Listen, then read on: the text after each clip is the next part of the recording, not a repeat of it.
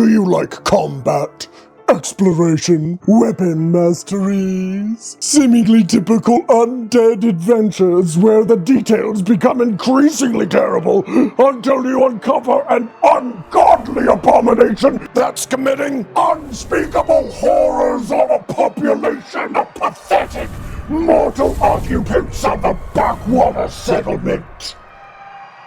And do I have an adventure for you? For today, my wormlings, is the DungeonTuber's Dungeon Jam. You'll find all sorts of ready-made 5-room dungeons to add to your horde and send those filthy adventurers to their doom. And while there will be many worthy entries into the Dungeon Jam, none will be as jammy or as jelly as the Skullmaster of Woods Cross. Whether contracted to investigate disappearances or simply wandering the area by chance, adventurers find themselves in a roadside ambush with harpoon-wielding skeletons. And while they're not particularly difficult to defeat, they make intelligent, tactical choices, are carrying manacles, and show a preference for taking prisoners alive, and are covered in a red, gummy material.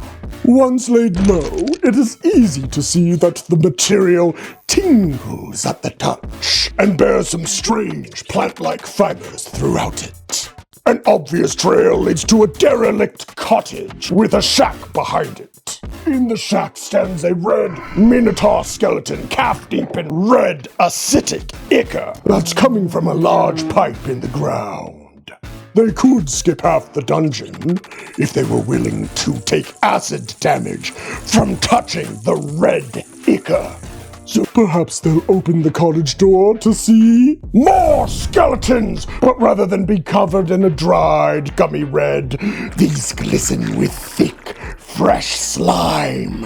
They're slower and easier to hit, but can lob acidic globules to slow down their enemies and wrap them in a sizzling embrace. Adventurers can find some clues in the cottage, or from the occasional Woods Cross locals who are being transported to the shack by skeletons.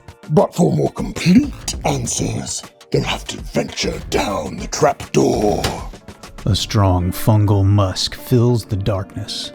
The spongy ground occasionally produces the crunch of glass and the clatter of bones. Dimly glowing runes marking the entrance create the only light in this otherwise pitch-black void. Those with dark vision will see a destroyed lab covered in the red dried material and withered, dying mycelia. More clues, an angry soul trapped in a bottle. But the most valuable finds is a potion of acid resistance and a badly damaged journal guarded by the ghosts who penned the words within. Dietary changes have kindled mycelia's interest. Catalyst's reanimative quality tied HE replied that the red issue is an acceptable side effect. Motion after the vampiric transfusion. Well, the words in the journal will illuminate some of the mystery of this place. The truest answers can only be found underneath a metal grate that leads to the sewer system beneath.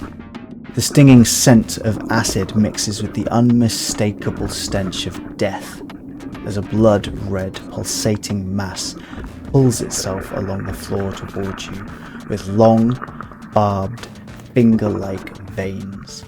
Meet the Skullmaster.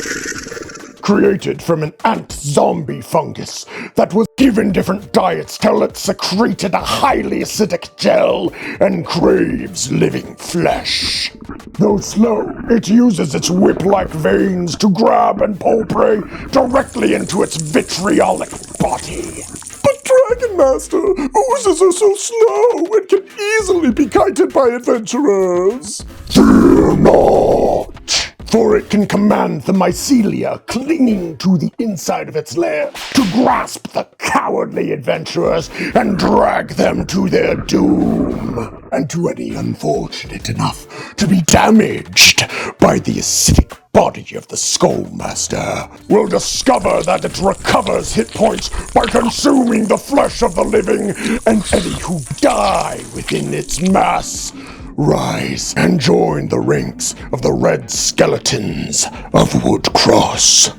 And there you go!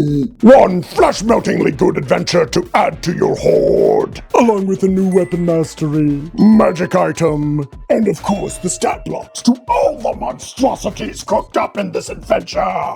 And if you crave more dungeons to add to your hoard, watch the other tubers of you who have added to the Dungeon Jam playlist. Until next time, my wormlings.